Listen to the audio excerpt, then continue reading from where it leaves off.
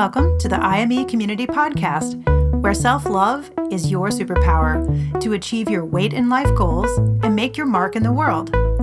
Your host is Dr. Carla, activist, MD. If you're a teen who's looking to revolutionize your health and can't wait to follow your dreams, welcome to the IME Community.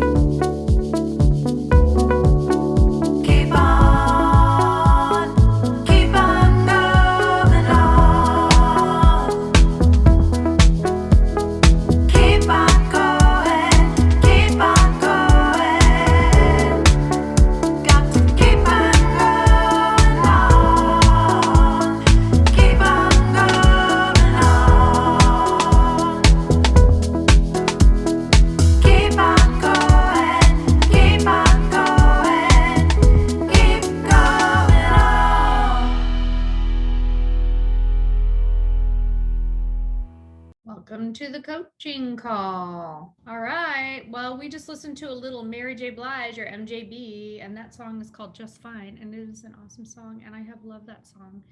And I have been obsessed and a super fan of hers forever, and I think her music is incredible, and I absolutely love, that's probably my favorite song of hers, but it just makes me feel just fine. It makes me feel so good about life. So thanks for joining for this coaching call.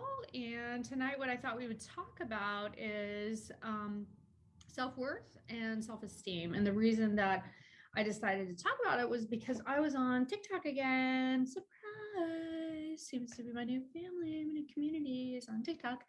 I was in a TikTok trance and scrolling through, and I seemed to like a heart, or put a heart or a like on most every post. And my husband's like, why are you liking it without even watching it? I'm like, oh, because I know that person, so I know I'm going to like their post, so I get to do what I want. So there. Anyway, there was a young woman on TikTok who did a post or video, and she, a beautiful young lady, and she was going out with her friends, and she was talking about how hard it is to struggle with her weight, but she was talking about it in terms of being in her group of friends and when they go out, and some of the things that are said to her, being bigger than everyone else. And so she was talking about, do you want to know what it's really like? And they go out. Sometimes, there's comments that friends make that are rude. They ask to borrow clothes, and then they'll say, oh, look at this, look how big this is on me, oh my gosh, I had no idea, and rude things like that. So rude. And also they go out and they're cute guys, and they start talking to the group, and they kind of disregard her and overlook her.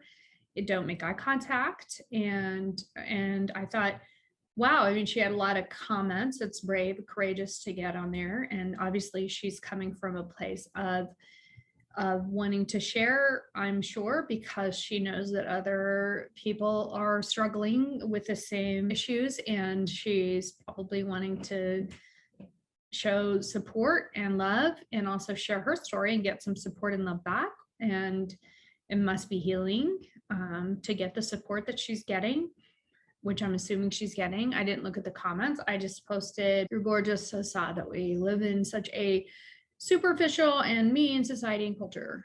And then I was just on my way, but I was, looking at more TikTok posts, but it just I kept thinking about her in that post. And again, I've talked about TikTok posts in the past. And if you listen to my podcast and watch a YouTube video with Brandon McDermott, who has 1 million TikTok followers and growing, and does all sorts of cool stuff, lunchbox reviews, and he helps on his TikTok lives. I've been watching those, and he's gone through so much in his life, and he's able to show up and really support his community in that way. And he and I were talking a lot about how, we focus on the negative. And I think as we're out, anything that we think is different about us makes us kind of be on the lookout and create evidence in our mind everywhere we go that we are different. And when we are with friends, like this young woman was, she is just out having fun with her friends. And so she has a sense of belonging, obviously, with her friends. And then I was wondering, the difference between like belonging versus fitting in. And I saw a post recently by Brene Brown about that I thought was really fitting, about like the difference, pardon the pun there, between belonging and fitting in. And fitting in is like changing yourself, and belonging is showing up as your true self. And I mean, she had a lot more explanation of that was a lot more amazing than what I'm saying. But when we're seeking belonging versus seeking fitting in, it's just a much healthier place to be. So made me think, like, what are you making that mean? What is this young woman making that mean about herself, that everywhere she goes, there are these experiences, and she is showing and giving herself and creating evidence that she isn't belonging, that she isn't fitting in, and that she's different. We don't know what anybody else is thinking about us based on our external appearance. Sure, we are here to tend to the causes and things that are important, but also we don't want to spend our whole time trying to fix and solve all these other people and get in their minds. That's their business. We have our own business, because when we're doing that, we are not in the business of our lives, and we're not tending to our business and the things that we care about. And so I did a podcast on, are you me? Clearly you are not. It's when we feel like everyone is judging us. And maybe they are, maybe they're not. And I coached on some of the things that I thought were the most important principles I've learned with life coaching. And one is, let people be wrong about you. I love that, actually. And also let them be who they are. And so let them own we cannot control that. We would like to. We cannot change that, because what happens is, if we think, oh, they shouldn't be doing that, we're just fighting with reality. It's like they should be doing whatever they're doing because they're doing it. Whenever we think they shouldn't be doing it, then we think that we can fix it, and that we can jump out of our lane, jump out of our business, and go over here and start trying to convince. And you don't have to convince anyone that you're amazing and that you're created as this beautiful, amazing individual. So then that got me to thinking about self-worth. And we talk about self-love superpower, but there are so many self things. They talk about self-trust eating and creating self-trust with yourself and focusing on that relationship with yourself. And self-worth is really tied to our self-esteem. And self-esteem is an individual's subjective evaluation of their own worth. And so when we have a strong self-esteem, it encompasses a strong sense of self-worth and our beliefs about oneself or about ourselves, along with, because it's both, self-esteem is both external and internal, which is kind of cool. And I talk about, like self-love and, self-compassion and self-trust and self-kindness. And these things are all like very internal and self-esteem is something that does come from both the external and the internal.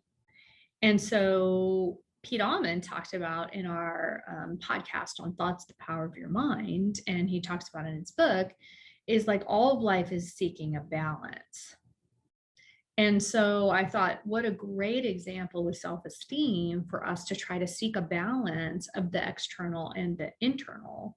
So your external, maybe, for instance, your self-esteem about like a personal attribute that you believe about yourself, like I'm a good writer, or something about yourself as a person, like I'm a good or a bad person if you have negative self-esteem.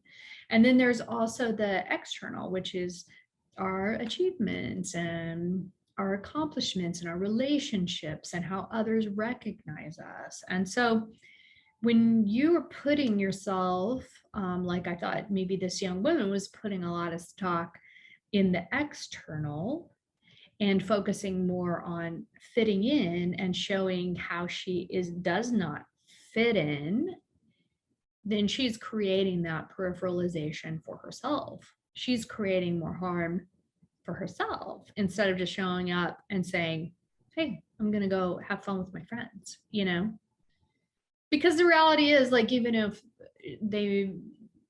friends go out and there's some guys they meet, and the cute guys talk to just the girls in her group, and she said she feels they're not respecting her because of her weight, or they're disregarding her just because of her external appearance. Well, they're also just judging your friends on that too. So it's not like they're looking into their soul or anything like that. So I'm not saying it doesn't sting or hurt. And you can say ouch, or you could say, make a joke about it or something like that in your mind. Like, oh, I see your mom talked you into taking your weekly shower, or you covered up your stank with, a whole bottle of Axe again. I don't know. I mean, literally you have to kind of laugh at these things, but the point is that there have been a lot of studies on self-esteem, and there's even a self-esteem scale, which I took, and I scored very high in self-esteem, which I was really happy about. And my kids would be like, Mom, you're so conceited all the time. And so they'd be like, oh, that's not surprising that you scored so high, because you have really probably too high of self-esteem. Not true. I did not score the highest score on that. Okay. I have issues. Anyway, there's something called the Rosenberg self-esteem scale that is a validated scale that was created by a sociologist, Morris Rosenberg, and I took it. It's 10 questions, super simple. It's like a Likert scale where you have, strongly disagree to strongly agree. Super simple.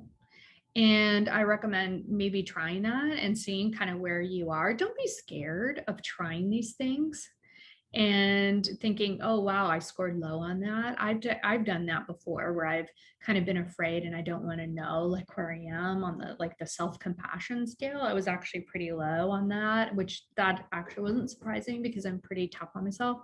But anyway, don't be afraid to take these surveys and find out, like, where you are and learn more about it, because these are all backed by research, and that's pretty exciting. And some people think, oh, this is just, like a soft science, and it's really not. I mean, this is the important work of our lives, really. And you can, once you learn about it, then, wow, you can intentionally, on purpose, build up your self-esteem, or make sure that you're in balance and you're not just getting all of your self-esteem or trying to look for it on the external, on the outside, and you're actually spending a lot of time with your relationship with yourself and building up your self-esteem internally and having your own back. So parents are obsessed with self-esteem, right? I mean, we all are. That's how parents are. We think that that's what we want our teens, our kids, to have, like, high self-esteem. And we've gotten really tricked into thinking it's all related to achievements, right? And that's typically not the case. So a lot of self-esteem comes from things we've talked about before. It comes from having, of course, loving, supportive parents who role model self-compassion, who teach you how to not pile up on yourself and beat yourself up and build up that negative self-talk. Instead, when things go wrong, they recognize that you're human. They allow all and welcome your emotions and teach you that it's okay to have all emotions, because you're just a human. And to process those emotions instead of reacting to them, avoiding or resisting them. And we're talking about resisting is like holding a beach ball under the water, and that's just really painful. It's energy depleting when we do that. And so good self-esteem is built when we have that example of allowing our emotions, feeling our emotions. We have self-compassion exhibited. We recognize that we're humans, we're going to make mistakes, we're going to fail, and we're going to be kind to ourselves during those times. We're going to recognize when it is hard, and we recognize when we're being hard on ourselves and make that shift. to nurturing ourselves instead of, punishing and rigidity. And also recognizing our unique individual gifts. And I talked about this before in one of the podcasts. You say it's your birthday. The most important thing too is that we recognize that we're each born with amazing individual, creative, big magical gifts. And that's your job, to discover those gifts and be on this amazing journey in self-discovery and to nurture those gifts. And so that's a self-esteem builder too. But instead, we get caught up on the external. And so then what happens is we think, oh, I need this fix for this external problem that will give me self-esteem. This will help my self-esteem. So therefore, this is really simple formula. And what's happening there is what we talk about a lot in life coaching is that it's actually our current thinking that creates our current reality and current results. And we believe and have been taught that it's the circumstances of our lives, which certainly can trigger our thoughts. So I think it's this exhaustive search to try something, and oftentimes it may not work. For instance, like with our weight, we think, oh, you won't have high self-esteem if we don't weigh a certain amount, or if we have a weight problem, we won't have high self-esteem, which is actually a misconception, because that's just a false belief. And we don't challenge that. But so then we think, oh, then I need to look for the next best thing. It's a quick fix. And we don't want our children, especially for parents, we don't want anyone to suffer. And we don't want ourselves to suffer and feel like we're not being a good parent. So we want to fix it. And then we're going to sign up for the next thing and the next thing and the next thing. And really, it's just our thoughts that create our feelings, our actions, and our results. So once you have awareness of that, then you can take a pause, and you're 50% of the way there with creating any result that you actually do want. Because then you're going to come from a place of awareness, of problem solving, of compassion for yourself, of curiosity. Curious compassion, and that's all it takes to create that result that you want. And so self-esteem comes from internal and it comes from the external. And so it's the quality of the relationships that we have externally. It's how self-directed our achievements are, but also that our failures and mistakes, because we're going to have those because we're humans. And show me a human who doesn't, then I won't. They're an alien. But we're going to have those. And so are we accepted no matter what? They're acknowledged too. They're talked about. They're in the open. They're nothing to be ashamed of, because it's just part of being a human being, and we're accepted no matter what. And we are not our failures. And we have failures, but we are not a failure.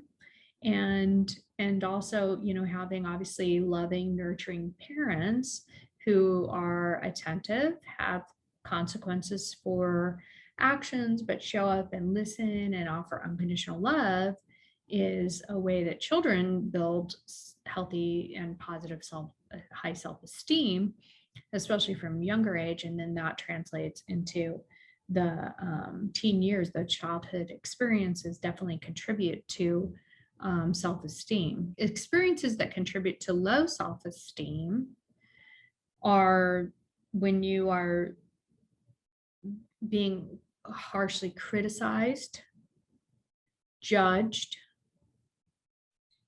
Obviously, if you're abused, if you're ignored, if you're teased, or also being expected to be perfect all the time. You're not allowed to make mistakes without it meaning something about yourself. And so one of the things that we can do, which I talked about in the podcast before, was that I think is so important, and I don't expect you to remember stuff, you may not have watched that one, but you may want to go back to it. But I think how can we lighten up on the self-judging? How can we lighten up on ourselves when we feel like others are judging us, and make sure that we're not creating that for ourselves, and that we stay in our own lane and we create community with those who recognize and support our humanity, and we can intentionally do that. And I'm going to continue to push you to do that for yourself. And that's going to be an intentional, on purpose self-esteem builder too. And that's just going to improve the quality of your life and your overall well-being if you intentionally do that. And so I'm going to encourage us all to do that. I love some of the things when you look up self-worth, it's things like that are so beautiful, like love every bit of yourself. I love that. Love every bit of yourself. I mean, you're the you you've got, and that's how you're going to be able to get anywhere you want to be. Okay. If you have a weight goal, if you have a health transformation goal, that's how you're going to get there, is when you love every bit of yourself now. Okay. It's the only way to do it. And when we have shame, shame is an obstacle to self-esteem. And we're human, so we're going to feel shame. But when we create more of that for ourselves, or we don't recognize it coming up, or how we're triggered to feel shame, and if we make it mean something that we're shameful, or we're creating evidence that we don't belong and we don't fit in, and that's shame. And if we create more of that for ourselves, then we are minimizing our self-esteem for ourselves. And I'm just going to encourage us all to not do that. Don't do that to yourself. And one of the other cool quotes I found was, if you're searching for that one person that will change your life, take a look in the mirror. And I mean, we're going to create a movement where we can decrease and share. We're going to create a movement where we can share our stories as we create this community. It's going to be beautiful. And we will get there. We will, over time, the impact will be, I just know it because I am a vision person, it will be that we minimize weight stigma and bias. And we will contribute to that in a positive way together. But again, I'm here to help you lead your big, magical, individual, beautiful life. And I'm going to back you up and support you to do that too. Okay. And so that's what I want you to focus on. I don't want you to focus on your differences. I want you to focus on the communities where you belong. I want you to, when shame comes up, I want you to recognize it. How does it feel in your body? Process it. Take a pause, not make it mean anything. Just, whoa, recognize it and let it go, and just say, there's nothing going wrong here. I'm just a human on a human journey feeling this shame, but I am not shameful, because that's not going to get you to where you want to go. And then also making sure that you have a healthy balance as you are moving forward to build up your self-esteem. Make sure you have a healthy balance of the internal and the external, and those relationships and those achievements and those gifts that you have are being nurtured. And that you are also loving yourself, and you're being compassionate with yourself, and you're recognizing that you're human, you're going to make mistakes and you're going to fail, and you accept that, but you're not going to make it mean anything about yourself. And you're going to stay in your lane, and you're going to stay in your business, and we're not going to be in everyone else's business thinking they should behave any way that they aren't, because they should behave the way that they are, because they are. There's nothing going wrong, because we can't fix that. We can't fix that. We can't control it, and we don't cause it. So we're just fighting with reality, and we're causing ourselves more harm. So there's a few tidbits on self-esteem and self-worth. And I will see you in the next couple of days for the next coaching call.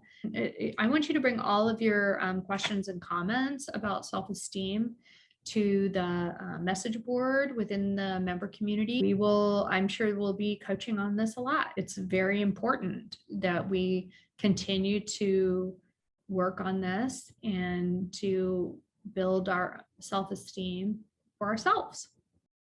All right. Love you guys. Bye. Thank you for tuning in to the IME Community Podcast, where self-love is your superpower. The content of this podcast represents the opinions of Dr. Carla Lester and is not intended as, and shall not be understood as, a substitute for professional medical advice, diagnosis, or treatment. The opinions shared reflect the host and guest and do not represent an organization or medical group. Always seek the advice of your physician or therapist if you have concerns about your health. And please, like and subscribe to the IME Community Podcast. Share IME with your friends and go to imecommunity.com to join the member community. Don't forget to follow IME on social.